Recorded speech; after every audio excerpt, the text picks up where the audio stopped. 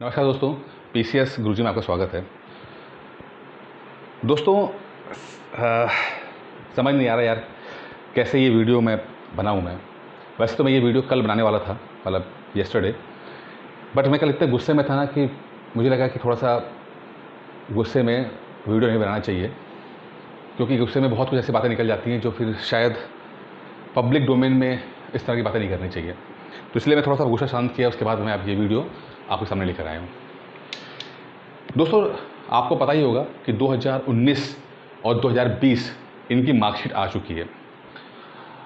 Marksheet में जो दिख के आ रहा है, जो निकल के आ रहा है, लोगों अलग अलग विद्यार्थियों की जो मार्कशीट सामने आ रही है, उससे जो चीज़ निकल के आ रही है, उसमें एक चीज़ क्लियर आ रही है कि नंबर्स जो हैं, कुछ सब्जेक्टों में नंबर बहुत अच्छे मिले हैं, जैसे केमिस्ट्री हो गया, मैथमेटिक्स हो गया, ठीक है।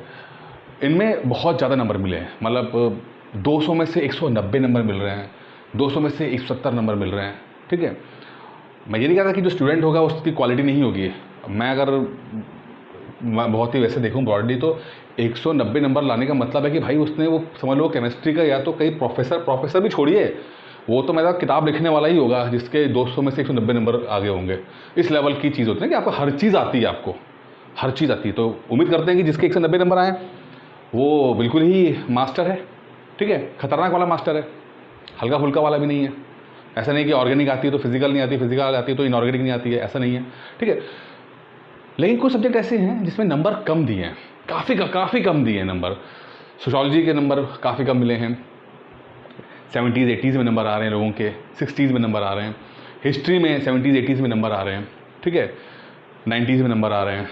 संस्कृत में तो ऐसा रहा कि मैं तो हमेशा तारीफ करता था संस्कृत की कि नंबर बहुत स्कोरिंग है, लेकिन कुछ के देखे तो नंबर उनके भी बहुत ही ऑर्डनरी नंबर रहे। एक के तो 0 नंबर आए, पेपर 2 में तो 0 नंबर आए खुद के बजाय। उसके पेपर 1 में 110 नंबर हैं, पेपर 2 में 0 नंबर हैं। अब 0 नंबर कैसे आ सकता है? क्या किया उसने? मतलब पेन बच्चों की तरह, नर्सरी के बच्चों की तरह पेन उठा के बिल्कुल गोला गोला गोद मचा दिया, बिल्कुल कहते हैं गोदना कहते हैं इसे हम, हाँ, वो कर दिया क्या है? मतलब क्या ये तमाशा भाई, क्या कमीशन क्या चाहता है?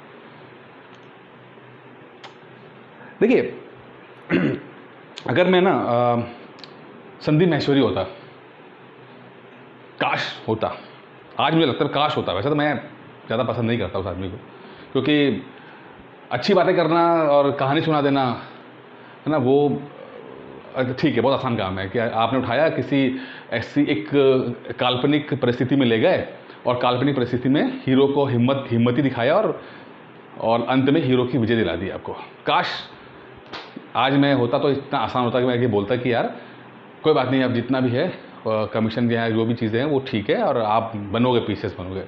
लेकिन क्या करूँ मैं संदीप माहेश्वरी नहीं हूँ, मैं पीसीएस गुरुजी हूँ। और जब आप पीसीएस गुरुजी आप होते हो तो आपकी रिस्पॉन्सिबिलिटीज़ ज़्यादा बढ़ जाती हैं।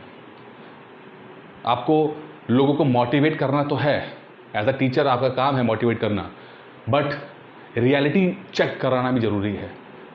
अरे पता तो लगे आप लोगों को कि आप कहाँ पर बैठे हो, क्या कर रहे हो, कैसे कर रहे हो, क्या हो रहा है आपके साथ। और अगर मैंने आपको रियलिटी नहीं बताई तो कोई मतलब नहीं बनता कोचिंग, ये यूट्यूब चैनल चलाने का, कोचिंग खोलने का कोई मतलब नहीं बनता अगर मैंने आपको सच्चाई ना बताई हो। सच्चाई क्या है? चलिए आज बात सच्चाई की बात करते हैं, और अपनी आप बीती वाली सच्चाई बताऊंगा मैं आपको, ठीक है। कहीं सुनी सुनाई वाली बातें नहीं करूँगा, अपनी आप बीती वाली बताऊँगा। 2015 मैंने पहली बार पीसीएस का पेपर दिया, ठीक है। पहली बार में ही मेरा मेंस क्रैक होता है, ठीक है। मेंस क्रैक होता है और मैंने बहुत कम पढ़ाई की थी, मैं सही बताऊँ आपको, और उसके बाद भी मैंने मेंस क्रैक, क्योंकि मेरे ऑप्शनल्स मेरे काफ़ी स्ट्रॉन्ग थे, social work, defence studies, number मेरे काफ़ी अच्छे आए थे। इंटरव्यू में जाते हैं, इंटरव्यू का फाइनल रिजल्ट आता है और फाइनल रिजल्ट में सिलेक्शन नहीं होता है, ठीक है। मैं बड़ा दुखी था, रात को 9 बजे रिजल्ट आया था, मुझे आज भी याद है, रात को 9 सवा 9 बजे रिजल्ट आया था, सिलेक्शन नहीं होता है। अगले दिन पेपर आता है, पेपर में जो टॉपर थे उस साल के, सिद्धार्थ यादव, मैंने आपको नाम ले रहा हूँ, खुल के नाम ले रहा हूँ, ठीक है। आपको इसको बुरा लगे भला लगे, I don't care. Siddharth Yadav topper का इंटरव्यू छपता है हिंदुस्तान के अंदर। मेरा क्या रिएक्शन था, मैं पढ़ता हूँ इंटरव्यू उसका कि वो टॉपर बना हुआ है, और सवाल पूछा गया था कि उसमें कि भाई ये बताइए कि टॉपर हैं आप तो क्या क्या किताबें पढ़नी चाहिए। सिद्धार्थ यादव टॉपर बोलते हैं कि मैं, देखिए वो घटना चक्र के नाम लेते हैं, किताबों का नाम कौन सा लेते हैं? घटना चक्र। अब मुझे नहीं पता कि पेपर वालों ने पूरी किताबों की लिस्ट छापी थी या नहीं छापी थी क्या कहते, लेकिन जो पेपर में छपा था उसमें ये लिखा था कि घटना चक्र को पढ़ के आप दे दो, सिलेक्शन हो जाएगा टॉप। मैंने कहा यार ये टॉप करने वाला बंदा घटना चक्र पढ़ के कैसे नहीं टॉप कर सकता है। भाई ठीक है, प्रीव्यू निकाल दिया, घटना चक्र से समझ में आता है, लेकिन टॉप यानी 5 लाख लोगों को पिछाड़ कर जो बंदा एकमात्र टॉप करे वो कैसे पॉसिबल है। तो मुझे तो दिमाग उसी से खराब हो गया। मैंने कहा ये क्या तमाशा है यार, ये घटना चक्र पढ़ के टॉप कैसे करा सकते हो, ये क्या मतलब है। ठीक है, माना पुराना पैटर्न था, नया पैटर्न तो 18 से आया, लेकिन फिर भी नहीं पॉसिबल है यार ये घटना चक्र पढ़ के आप टॉप कर जाओ।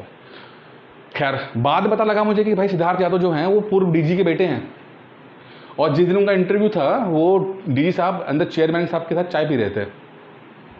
अब आप समझ जाओ क्या कहानी है इनकी। ठीक है, बाद में हो हल्ला बहुत मचा, मामला चला गया सीबीआई में। उसमें अखिलेश सरकार थी, अखिलेश सरकार ने सीबीआई जांच करा दी।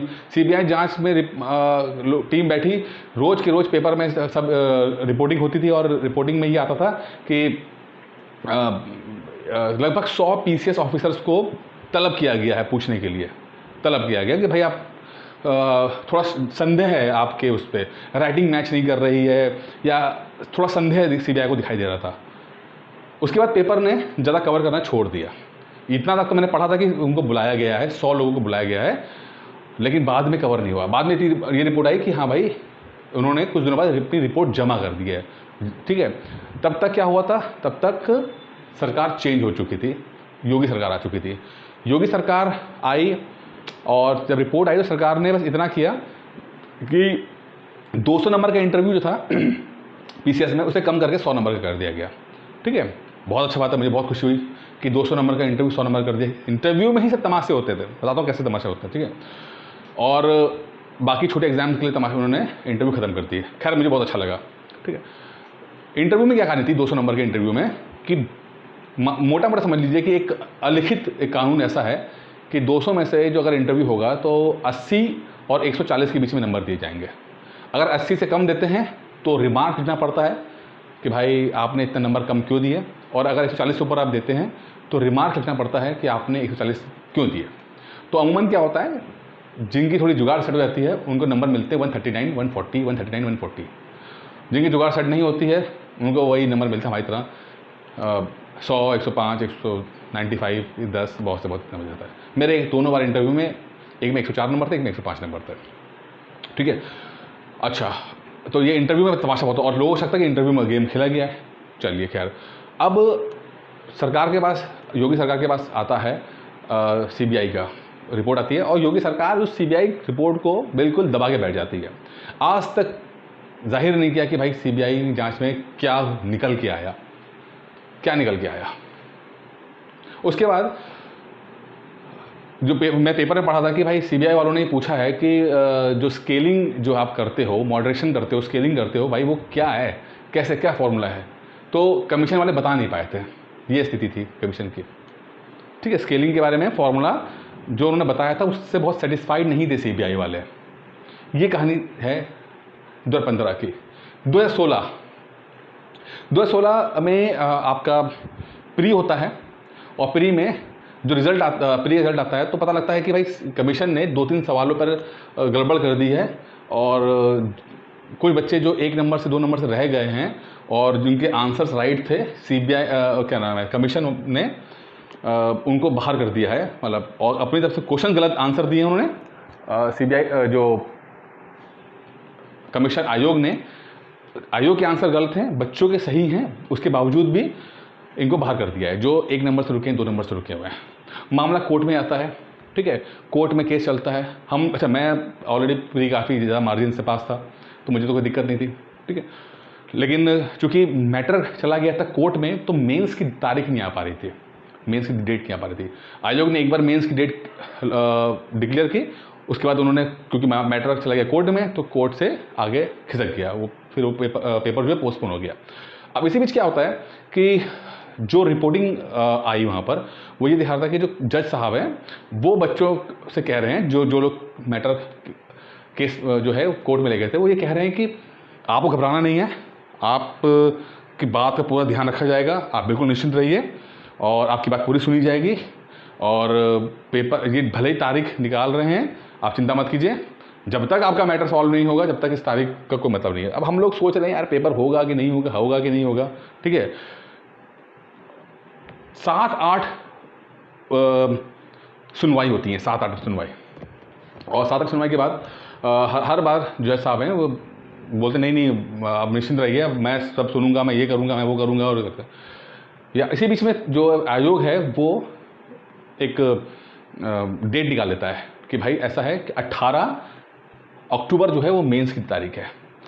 अब हम लोग कह रहे हैं कि यार ये मेंस की तारीख है, एग्ज़ाम होगा नहीं होगा, पोस्टपोन होगा, क्योंकि मैटर चल रहा है कोर्ट में, कोर्ट का पूरा चल रहा था, तो एक तरह से डिस्टर्बेंस थी। भले ही प्रशासन ने आपके आयोग ने निकाल दिया, लेकिन आप बहुत डिस्टर्ब हो जाते हो ना कि पेपर होगा कि नहीं होगा।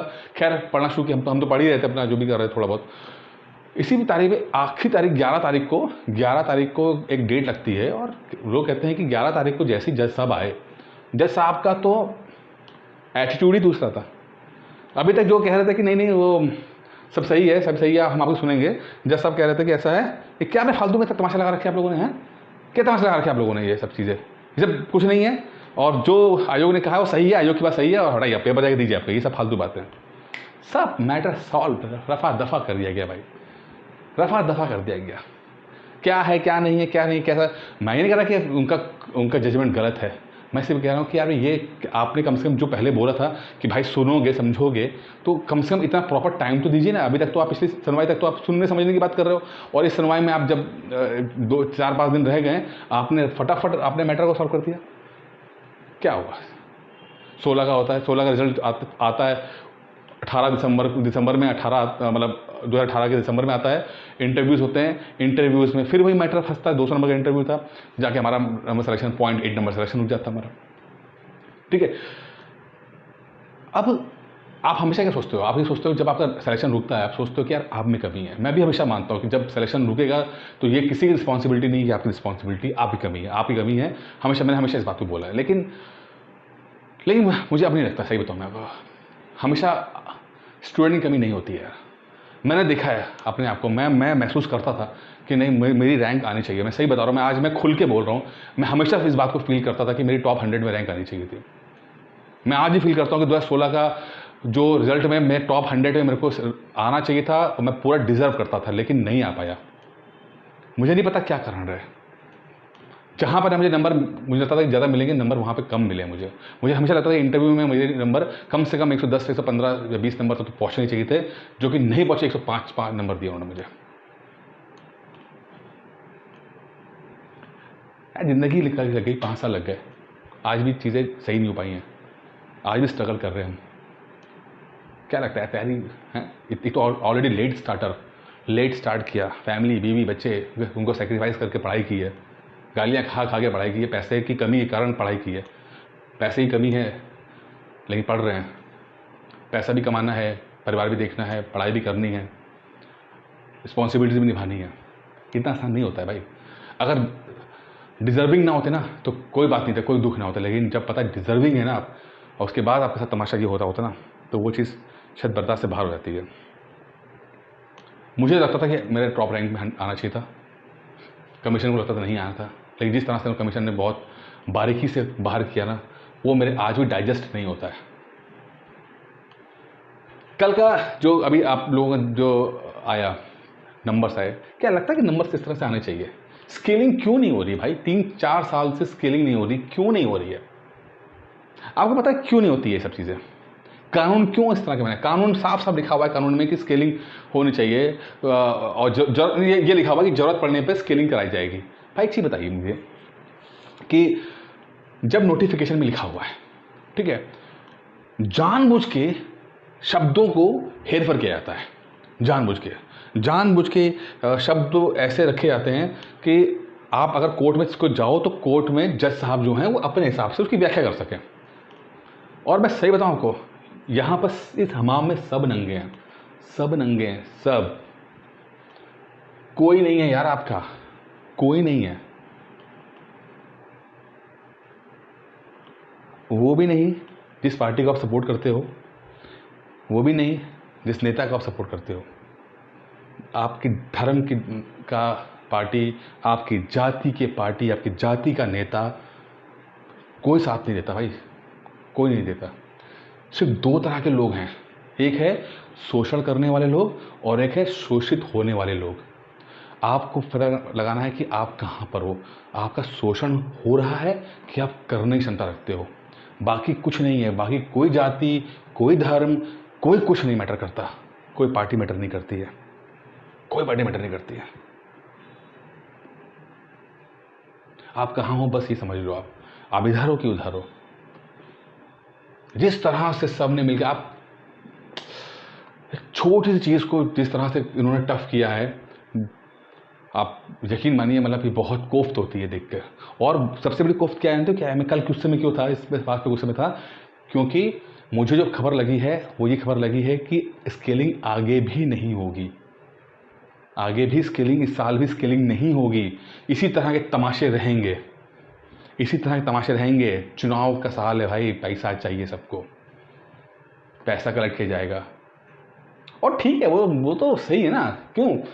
जब इस देश के नौजवानों को अपने नेता की जगह है ना अपना जीजा ढूंढने की उसको रह जाए कि भाई हमारी जाति का हो, हमारे धर्म का हो, हमारी कास्ट का हो, हमारे गांव का हो, तो ऐसी तरह के जीजा मिलते हैं ना, वो जीजा सर पे चढ़ के आपके साथ कर रहे हैं जो कर रहे हैं। आपका क्या फ़र्क पड़ता है इनका यार?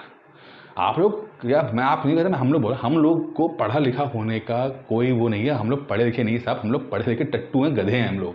ना हमें राइट्स पता हैं अपने, ना हमें अधिकार पता हैं, ना हमें अपनी, क्या बोलूँ मैं, हम सिर्फ और सिर्फ साक्षर लोग हैं जिनको लिखना पढ़ना आता है, अपना नाम लिख लेते हैं बस, पेपर पढ़ लेते हैं बस, बाकी कुछ नहीं आता साहब हमको। हम लोगों से बड़ा गधा कोई नहीं है। कितनी पार्टीज ऐसी हैं, कितने चुनाव ऐसे होते हैं जो आयोग या नौकरी के नाम पर जीते या हारे जाते हैं। कुछ नहीं होता यार, कुछ नहीं होता। आप लोग कुछ नहीं करोगे, हम लोग कुछ नहीं करेंगे। हम इसी तरह वीडियो बनाएंगे, आप लोग से वीडियो सुनोगे और कुछ नहीं होगा। अभी देखो ना, 2 महीने बाद अभी वो धर्म परिवर्तन वाला मैटर उठेगा, पाकिस्तान वाला मैटर उठेगा, चाइना वाला मैटर उठेगा, और आप फिर से चुनाव होगा, और फिर चुनाव में सब लोग हिंदू धर्म को बचाने के लिए, मुसलमान धर्म को बचाने